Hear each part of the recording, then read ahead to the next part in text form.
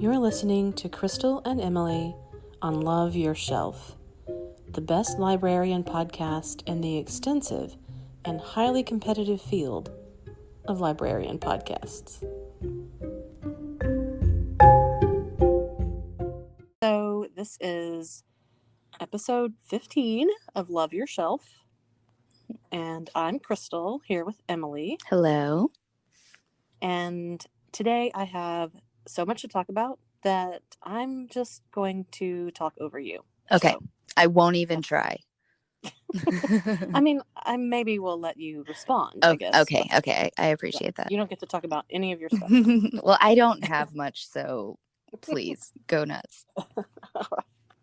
The first thing I wanted to talk about is not a book, but it's so integral to my reading experience, and that is Goodreads, the website. Mm-hmm. I've talked about it before because I'm obsessed, and that's if I didn't have Goodreads, I wouldn't know what I had read. So, Ever. I mean, I guess, right.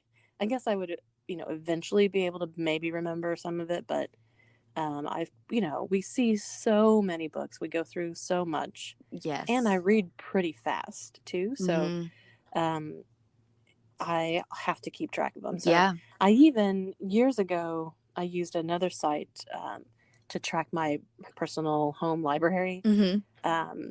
And that is a library thing. And you could even this is years ago. Obviously, this is revealing how old it is because you had to buy a little scanner, and it was in the shape of a cat. Wait. For catalog. Oh and my you gosh. had to buy a little because you didn't have like a smartphone QR code scanner thing. Right. But you could buy this thing and then scan your books into library thing. Oh wow. And so I got all of those cataloged, uploaded those to Goodreads, and then decided to see if I could.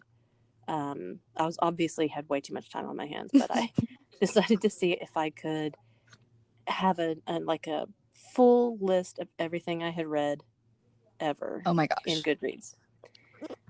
I wish we could go even farther back than that.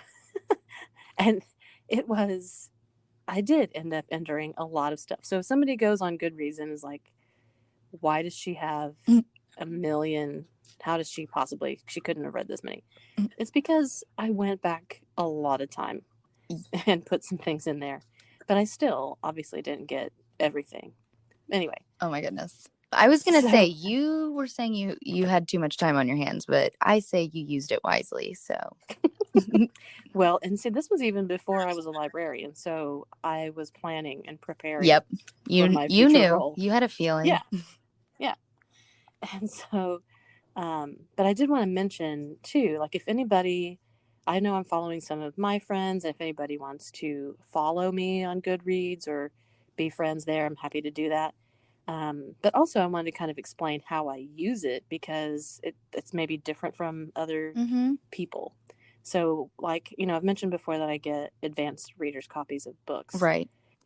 And when I do, I want to, of course, immediately librarian them and make sure that I have a record that I'm, going to read them. But I'll get so many all at once that I am not obviously going to read them all at once.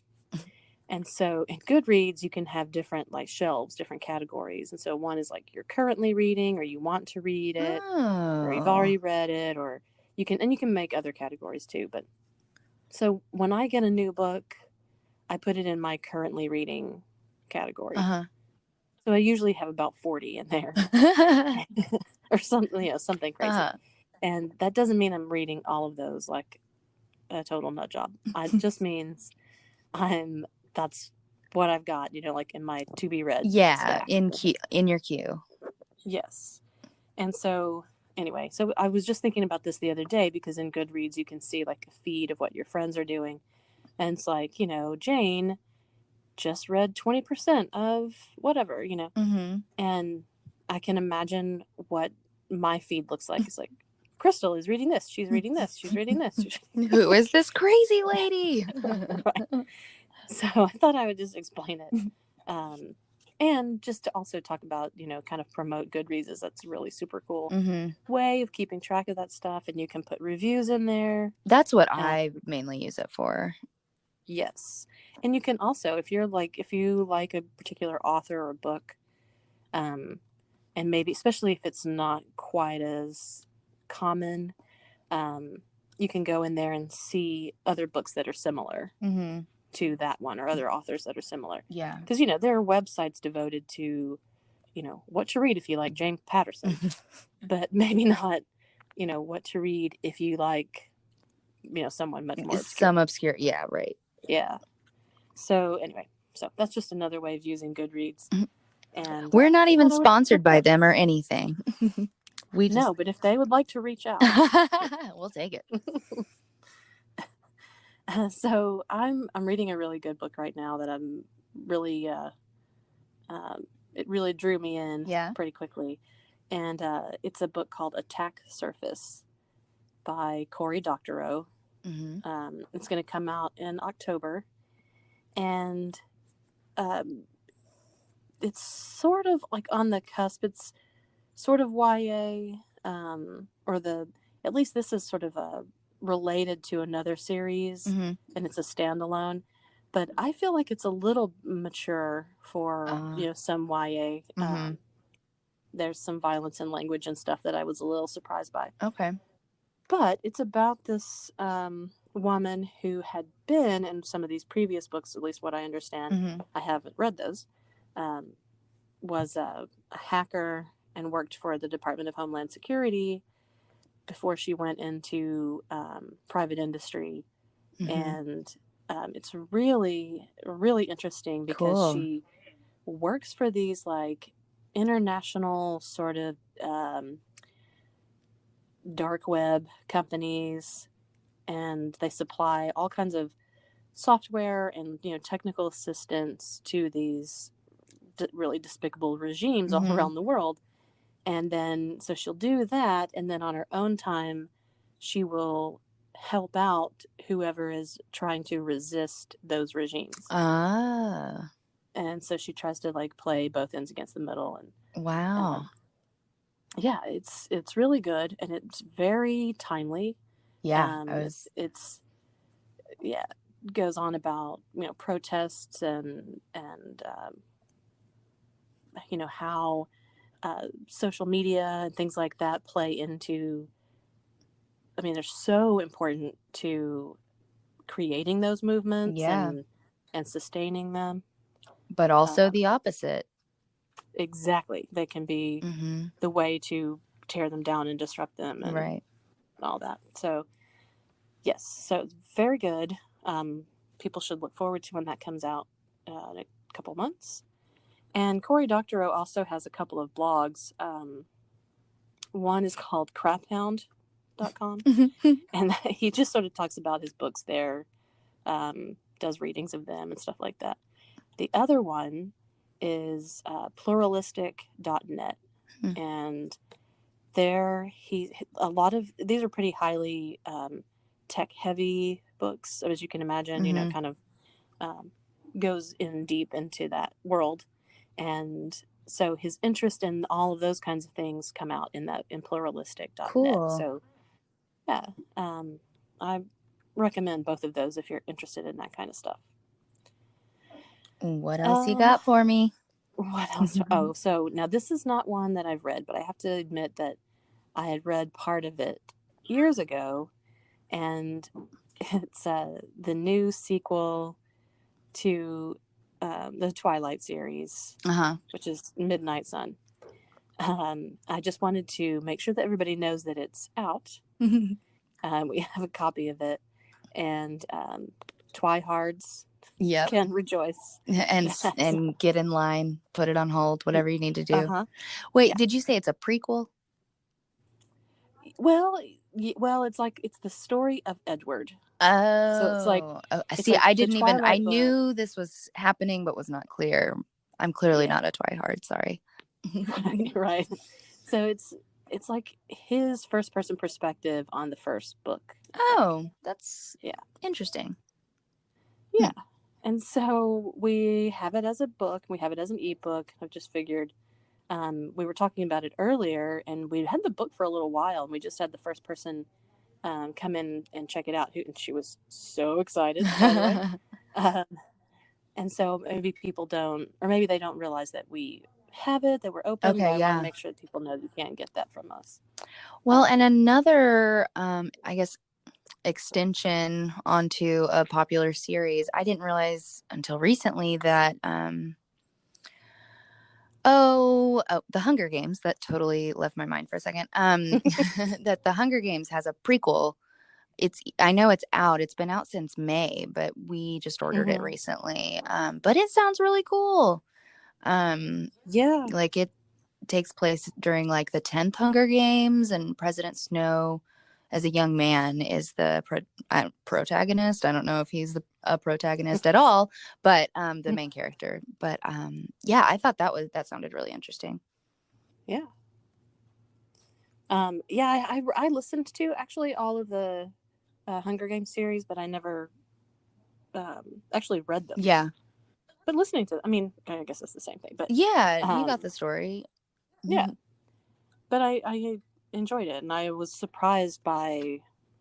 I hadn't really at that point read much YA, right? So I was really surprised by the. And I have to remember too, yeah, because it came out in like, I don't know, I was maybe 20 when I read it, 2010-ish. And it's just interesting how I keep using the word interesting. I can't think of any other words.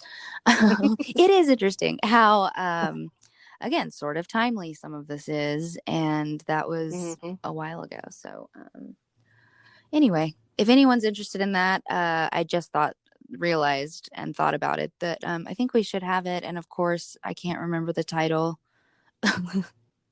For the prequel to, yeah. No. I can't think. The book she's trying to remember here is The Ballad of Songbirds and Snakes by Suzanne Collins. I can't. Anyway, y'all can do a Google. I would, but my keyboard clatters, so we wouldn't even be able to hear us speak over it. Right. No, that's okay. Anyway. So speaking of revisiting an author, like the Twihards, this next book that I just started is by Christopher Paolini, who wrote Aragon. Yes. Okay. Which I hadn't read, but I know how super popular it was and is. I think it's a trilogy called The Inheritance Cycle. Yeah, I haven't read it either, but I know who he is. Yeah. Yes. And so that his first book, which was at least a decade ago, I'm not certain exactly the year, but it was first published when he was 19. Oh my gosh. Which I didn't realize. Wow. It wasn't on my radar. Can you imagine? No. Being 19. I can barely imagine being 19. Being 19, period, right. Yeah. He wrote his first adult novel. It's called To Sleep in a Sea of Stars. And I was looking at it. I've got, just started it. And of course, Aragon is like fantasy, dragons, and all that kind of stuff. And this is more of a science fiction novel. Okay. And I noticed that it's kind of like you see with Stephanie Meyer, that the reviews of those books are so divided. It's like you either love it just passionately or you hate it passionately. And yes. And so I was really struck by how both of those really, and I don't know if it's because if you come across it, which is what it looked like to me, at least, the people who were really excited about his new novel, the one that's coming out, they had started his original series when they were really young or younger. Oh, And so, they were super excited about it coming out. And then others were like, no, that's a bunch of hooey. Right. Well, that makes sense. Yeah. I can totally understand that. But anyway, I don't know what I'm going to think about it yet, but I have started it. It's so far, It's good. Okay. I'm It's interested to see gripping. which extreme you'll fall under. I know, me too. I don't fall under a lot of extremes these days, honestly, but at least not about my opinion about books at all, but we'll see. Okay. Stay tuned. The next one also has stars in the title, which just is a coincidence. But it's called The Pull of the Stars by Emma Donoghue. And this is another timely tale, but in a different sense. So as we know, right now everybody can spout off all the statistics and facts. Right. The Great Influenza in 1918. It was the anniversary a couple years ago, and so this writer was sort of really interested in that in 2018 because of the anniversary. And then, of course, right before she's going to publish this book, we have coronavirus. Oh, and so, my gosh. Yeah. So she's probably going to be raking in the Really? dough. Couldn't have planned that any better, man. Yeah. I mean, at least somebody's benefiting from the whole. God bless her. And so it's set in Ireland in 1918, this book. So it's like the end of World War I. And then you've got this deadly virus that's, just wiping everybody out. Yeah. And so the main character is a nurse, or she's coming in to work with a nurse, basically. Man. And there's also the Sinn Féin rebellion going on, so it's a lot of drama. It's also written in a very I don't want to say visceral because that has sort of a negative connotation, but you feel like you can really picture yourself or picture her on her bicycle, pedaling down the streets with her skirts pinned up on the sides, and Yeah. So you really, so far I was really drawn into it, so I'm looking forward to it. Yeah, I am too. And there's also one of the characters in the book was based on a real person, so love that always. I know I do love a historical fiction, so you feel like, hey, it's like you're taking your vitamins when you're reading. Yeah. Oh my gosh, it's so true. Well, yeah, and I'll always do a deep dive after reading or watching something like that, and I like to get the facts straight and see what they threw in there, what they made up. Yeah, that sounds really, really cool.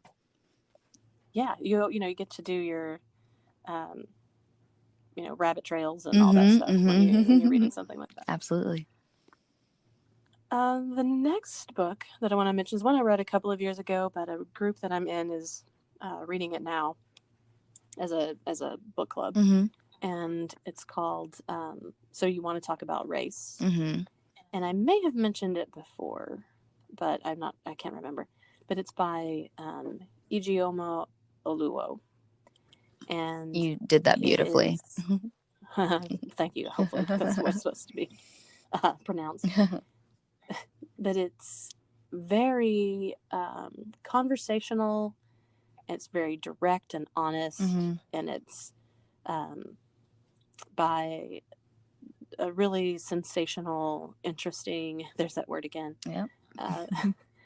woman who just sort of lays it out and lays it on the line, and I'm really glad to be revisiting it with a group. So you know how that is. You have your reading experience, sure, especially if you've got some distance from it, and then it's nice to get some feedback from other people who definitely are just kind of do it. Yeah, definitely. Yeah, I think that's a good discussion book. Yeah, for sure. Great. And then so that's basically the stuff that I've been reading. I think that's at least that's what I was able to pull from my Goodreads list. Otherwise, I couldn't tell you. I also been watching something on HBO. I don't know. We haven't talked about it, so I'm not sure if you watched it. The Vow, or maybe you did. No, and I haven't been clear on what it is or what's it about. So it's really please hard enlighten me. to, If you yes. can. I've only watched the first episode, but there's another one out or coming out this weekend, so it's on my list of things to do. And most of the time, I don't care for these kinds of things. Like, here's like deep inside this weirdo cult or whatever. Right. Real quick, is it a documentary? Yes. Okay. I see. I wasn't even clear on that. Yeah. Well, I mean, and it's the way that it's presented. It's really not exactly. I mean, there's some interviews, but they have some interviews that are done for the documentary plus footage from years ago. It's kind of intercut together. But it's about this. It was started out as like multi-level marketing, pyramid scheme stuff. Okay. But all of these very wealthy people became involved in it, and sort of B TV actresses all got involved in it. And then it turned into like a branch of it was doing some sort of I don't even sex slavery. Oh, I don't know. well, Just very. That took a turn. Exactly. So, and what are they called? Like, what do they call themselves? I think they pronounce it Nexium, but it's like NXVM or I'm not sure. Just a bunch of letters. Okay. But it's founded by, or sort of founded on the philosophy of this one guy. But these other people ran it for him. But he was kind of like the guru, but then there were all of these people who became like his next in command. Right. And then they had like that multi-level thing where you had this, you rise through the ranks and you get, your purple sash or whatever. And then you can go lead trainings for other people. Okay. And it's very weird because even the people who've come to, and like one of the main people, at least in the first episode, is the director of a documentary that I really liked years ago called What the Bleep Do We Know? And it was actually, it was super popular maybe 15 years ago when it came out. And right after he made that movie and like made a name for himself, they recruited him into this group. Oh, wow. And yeah, so he like rises through the ranks, becomes one of the most important ones, and they're interviewing him, and you can see how torn he is he was really in it and believed it and thought that there was some really wonderful things happening. But now that he knows the reality of it, you can see like that he's the shame that's involved in it. I'm sure, which I don't know and all of that is just in the first episode. Oh my gosh, that's right. Well, I am interested. I'm really interested in watching that. I think that's interesting. I'm just kidding. But it really is. I mean, you really at first I think they sort of approach, which is a good thing because it leaves you don't know exactly what all of it is at first. You're just kind of hearing this stuff about these people and this guy. They did a really great job with their marketing and not giving away, like, I don't know, leaving you intrigued, but not giving away what it is at all. So yeah. Well, I mean, part of it is this one actress who became like I don't know if she was the ringleader of this like shadow group or whatever. But she would have these women get branded with her initials. Oh my gosh. Or with the cult leader's initials. Oh my gosh. And yeah, just well, and it's like, and what's crazy to me is like when I don't know, watching things about cults or Scientology, whatever, whatever it is, it's so easy to watch it and be like, I would never fall for that. What an idiot. But I always wonder, like, would I be like susceptible to someone charismatic and powerful like that? Like, but people if somebody had me, successful. yes, exactly. If somebody asked me to brand their initials into my body, I'm just going to say for the record, that's where I draw the line. Lots of other things. Tattoos, okay, but branding, no. No, I'm kidding. Well, I mean, you can cover up a tattoo but no, I'm just saying like that. No, yeah. Wow. I guess we all have our limits. Yeah, yeah. I mean, maybe I'm just wrong. I haven't met the right cult leader, but I don't think I'm constitutionally inclined to being in a cult. Ultimately, I don't think I am either. I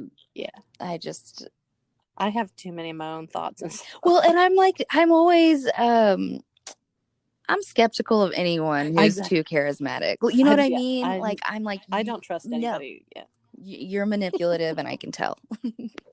Right. So you immediately, even if you want to fall under their spell, you're like, no. Yeah, no, walk away. So yeah, I think that if you're interested in that kind of thing, it's a very good documentary, and they're just now coming out with new episodes. Yeah, we'll have to start it. That sounds cool. Yeah.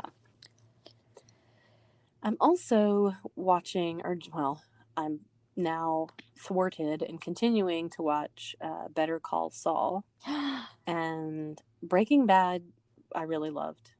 And Better Call Saul, obviously, is the sort of offshoot of that. You're gonna, I don't even want to tell you this, that I never watched all of Breaking Bad. And I don't know why. Because I loved it. You're just silent. I just hung up. I quit. You're out. But yeah, that is a road I need to finish the Breaking Bad road and enter the Better Call Saul road. So I would definitely, or maybe wait a couple years, because the thing that I've come up against is that the same thing with Fear the Walking Dead, which I love. I gave up on The Walking Dead because they made terrible choices, but I still it got crazy. Anyway. Yeah. Fear the Walking Dead, I'm still watching. Cool. But AMC is pure evil. And so they release their seasons, and then 12 years later release the season on Netflix. Yes. Oh, and no, so, I know what you're gonna say. Yes. So I'm a cord cutter, and I don't have AMC.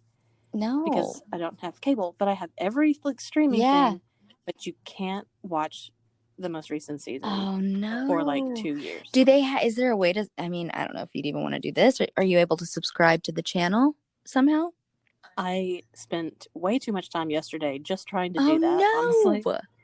But no, because you can only watch it, I did. I have actually like AT&T TV service, and you get lots of channels with that. But with AMC, you only get the first 3 seasons of that show.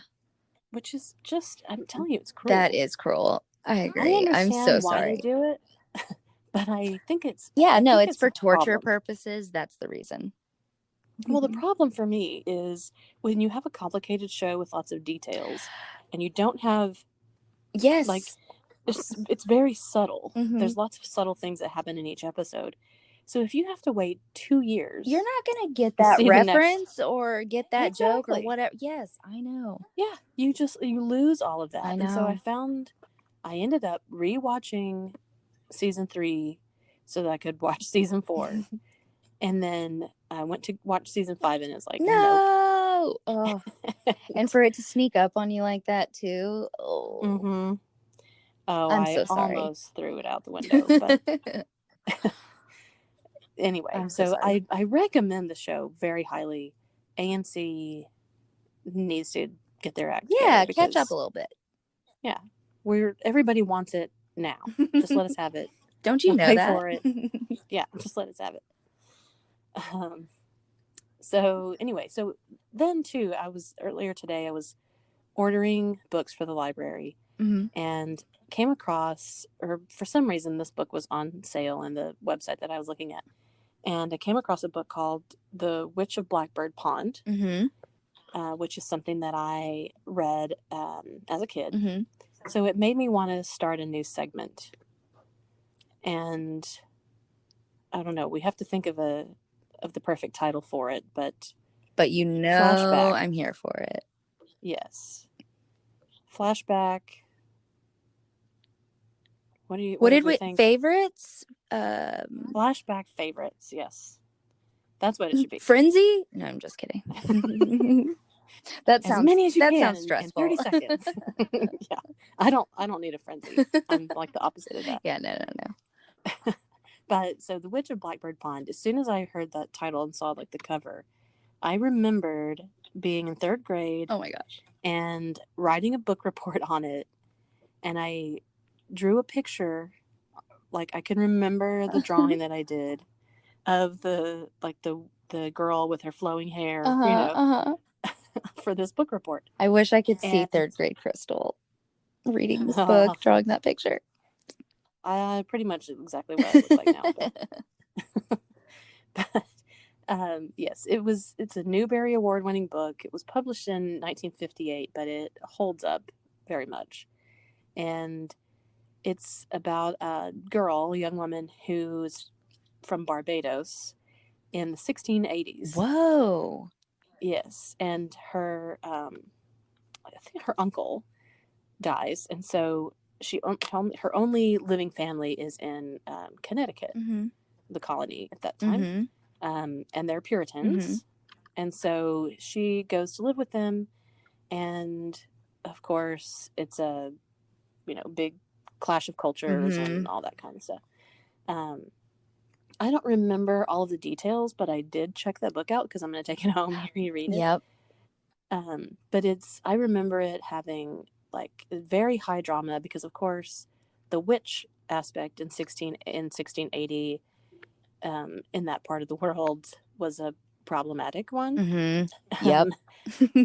And so I remember like the high drama of that, but I also remember once again there's kind of this theme of this week of the realism of it. It's like you really feel like you are experiencing what it's like in that time period, right? But you also have this spunky young woman main character who is different from everybody else, and so therefore has this different perspective, so that it calls all of those things into question. And I mean, I love a period piece, and particularly a period that's because that's so long ago. Thinking of actual people that long ago, it feels like you're thinking of like a different animal, a different, aliens or something. And so I always think that's fun to, I don't know, understand that, there were real people with real thoughts and feelings and perspectives. And that's very neat. Especially for young people. Yeah, exactly. For old people too. I mean, for grown-ups, it's also important to, I guess that's true for any fiction or nonfiction book, that that's why we read it. In a sense, hopefully people are reading it so that you can develop empathy and understanding for what other people and their ideas and that kind of thing. Yep. So do you have a flashback favorite? I do. So I've also been looking at and ordering a lot of books for the children's section back here. I've been focusing on picture books. We've found that, frankly, those check out more, especially during all of this. So I've been, reading a lot of, on top of that, I've also been planning future story times. So you're not just back there reading picture books, is what you're trying to tell. Yeah, to be clear, you are my boss. Okay. Can't forget. I mean, that is part of it. It's entertaining. But anyway, I found a picture book that I loved as a kid. It is called Amazing Grace. It's by Mary Hoffman. And I actually found it while I was putting a book order together for a family that had put in an order. And I know they have 2 girls. And so I was like, maybe they'd like this. But it's called Amazing Grace. It's about a young Black girl. She loves stories and playing pretend, and her class is putting on Peter Pan, the play, and she wants to play Peter, but is told by different classmates that she can't play Peter.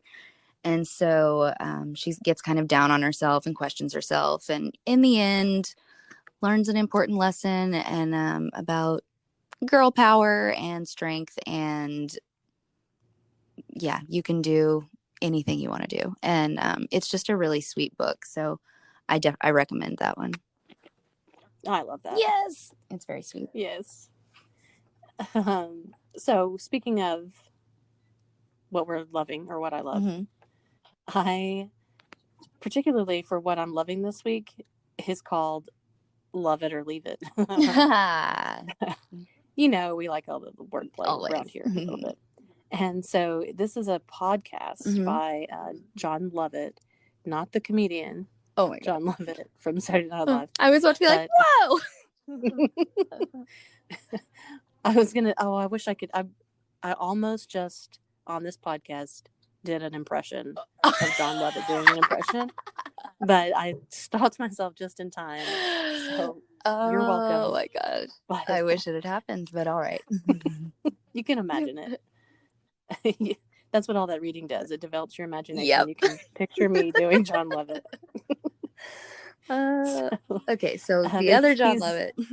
The other John Lovett or Leave It is from Pod Save America. He and 3 other dudes were worked in the White House under Obama, and then they created this like media network afterwards. So they do Pod Save America, and his specific little offshoot of that is Love It or Leave It. And there was one specific episode where they're breaking down fairy tales and talking about how messed up they are. I thought was really great, especially after our summer of fairy tales. Yeah. But just to give you an idea of what it is, it's political, but it's breaks it down in these different segments. And one of them is like, it starts off with "What a week," which is just what's happened. It's so simple, but I love it. Exactly. And then the next, or one of the others, is called "Okay, Stop," which is when they have a clip of an interview or a speech, and then people are like, "Okay, stop," and they have to like comment on what just happened. Oh my gosh. And then they have one segment called "There's Just Like So Much Going On," and then they kind of go in depth into something. Or there's another one called "Too Stupid to Be True," where they have to pick out real and fake. Oh, go ahead. Where they have to pick out where it's real or fake. Yep. I was going to say, we're going to need to regroup and come up with more segments. We need more segments. Yeah, we've got flashback favorites, and we'll come up with more. But obviously they all need to be, they all either have to rhyme, have some sort of wordplay, or we'll see how that works out. Okay. Anyway, one of the last one I'll mention is the rant wheel, which we may need to have one of those too, where they have like a previously selected set of topics, and they spin the wheel, and then they have to talk about and rant. Oh, I love it. How much time do you have? Yeah, this could become a very long podcast. And before I'm going to ask you what you're loving this week, I'm going to have to say, and this is not going to be an ongoing, hopefully, segment, but right before we started this, I was doing an image search. So I thought, okay, today I'm going to talk about what I'm hating this week, because we're planning for our big read, which is, we've mentioned, is based on Circe and Greek myth and all of this stuff. So we're busy, like you're planning your story times and things like that for kids. I'm doing the adult version of that. And so I was making some flyers and making some promotional material. And I did an image search for hero. Okay. Because we're gonna have a part, one of the events or programs is going to be a heroic adventure quest. And so I did the search for hero, got some images, and then I did an image search for heroine. Oh my God. And every half of the images were blacked out and adult only. And the other ones were women in like Xena style bikinis and stuff. Why does a heroine have to not wear clothes? I mean, I guess does she need to be able to move around? I don't know. I can do that in clothes though. So can I, but I was just, and like, I just kept scrolling through and like looking at more and just getting more and more flabbergasted. Yeah. And I mean, it's not like I've never seen anything like that before. Yes, I know that kind of thing exists. But it's and that this is what you have to offer. Like that I know. I'm on the internet. Like, yeah, that there's the vast world of things, And anyway, so that was just something that popped up right before we started this. And I couldn't believe in 2020 that there wasn't at least pepper in something, Wonder Woman, at least. It wasn't even like, it was just like these generic bikini models with the swords and stuff. Tell me why she's a heroine. Right. What even is that supposed to be? Right. But it's also one of those like free image sites. So maybe some, geek dudes just spammed it with all their computer animated graphics or whatever. Anyway, well, it was a bummer. Yeah, I'm with you. I didn't come with anything that's not making me happy, but if you give me 30 seconds, I can come up with something. No, I think we should end on a positive note. So I'll let you come up with what you're loving. Okay. Well, and I sort of gave it away earlier. I've had time, while doing all of this planning, I've had some time to sit down and read some book reviews for picture books. I've been looking at picture books mostly, as we know, my favorite. So I've been reading a lot of reviews on picture books and buying a lot of picture books, and we got some new ones in this week. And I'm just really excited for some of the new stuff that's coming in. So I'll be sure to, post some videos of some of the new stuff we have coming in. There's just a world of wonderful children's book authors. Yeah, we're in a real golden age of children's books, I think. Yeah. There's so much diversity, or at least so much more. I mean, obviously, there could be more, but there's so much more, and so much more awareness of the things that kids pick up on from what they're reading. Yes, and I'm so happy that that's caught on. For sure. And speaking of like letting people know, we do hear you. We know that people love to browse, and we know that people would love to come in the library and look around, because that's one of my favorite things to do too. I have to work in here every day. Of course. It never gets old. So we're coming up with some plans so that people can do that virtually more easily. Mm-hmm. And so never fear, we are always trying to come up with ways to make the library better for you all. Yeah. So no matter the circumstances. Exactly. And so we've got some plans, and we're gonna, I don't know, unveil seems a little dramatic, but I say let's go with it. Yeah, we'll unveil our new way of browsing things here pretty soon. But so that is a lovely place to stop, I think. Okay. Children's books, perfect. Yay. We won't talk about anything else. And we'll wrap it up and see everybody, or hear everybody, or you'll hear us. You'll hear us. What's the way? Yeah, okay. Who knows what's going on? I'm hearing people. I'm seeing people, but you're not there. Oh, Crystal. It's time to go. I'm just kidding. Yeah, obviously, I need to wrap it up. So we will end it, and we'll talk to you next week. Talk to you later. Bye. Bye, y'all.